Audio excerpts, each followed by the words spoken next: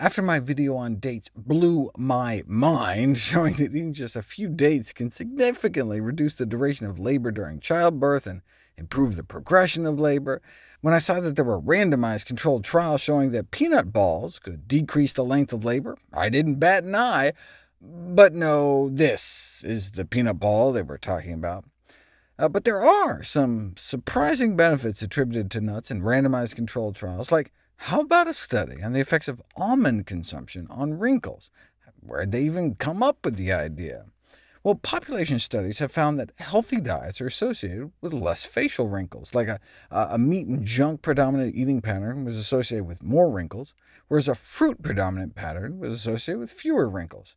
In terms of single foods, yellow vegetables and soy appeared protective, but wine may make things worse. Their thinking is that it might be the antioxidants in healthy foods decreasing the oxidative stress load, or the anti-inflammatory benefits, or protection from sun damage, or improved collagen production, or better DNA repair. I've got videos on most of those topics. The bottom line is that eating healthier may reduce wrinkling, which could actually save lives if people started eating healthier to maintain a more youthful appearance and get all the chronic disease benefits as a happy side effect. Other studies found the same thing, supporting recommendations for more healthy foods like fruits, vegetables, and nuts. Here's another study that landed on yellow vegetables and greens as well.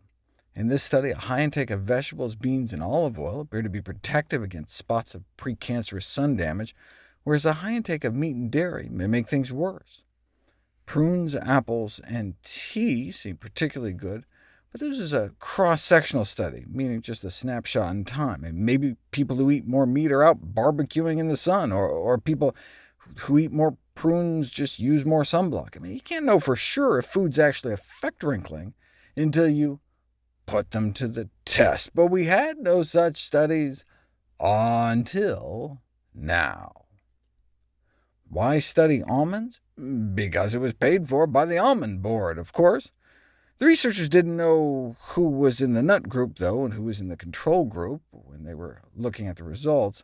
The nut group were given 2 ounces of nuts a day, like 2 palmfuls of nuts, and the control group was instead given nut-free snacks to eat instead, like nut-free granola bars or pretzels.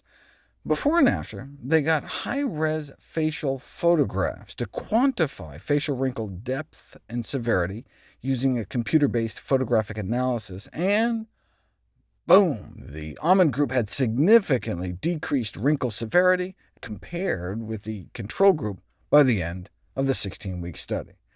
The paper concludes, our study demonstrates that daily almond consumption may reduce wrinkle severity. Now, they used a relatively large dose of 2 ounces a day, whereas you can get cardioprotective benefits of nuts from even less than a half an ounce. So who knows? Maybe they could have gotten away with using less. Here's the low-dose nut study they referenced, showing a significant drop in LDL cholesterol within 6 weeks, eating just a few almonds a day. 10 grams is just like 8 almonds a day. That's the nice thing about healthy foods. They just have good side effects. So global disease prevention strategies might benefit from emphasizing that a healthy diet is also linked to less facial wrinkling, and maybe vanity will help us prevent a few heart attacks in the bargain.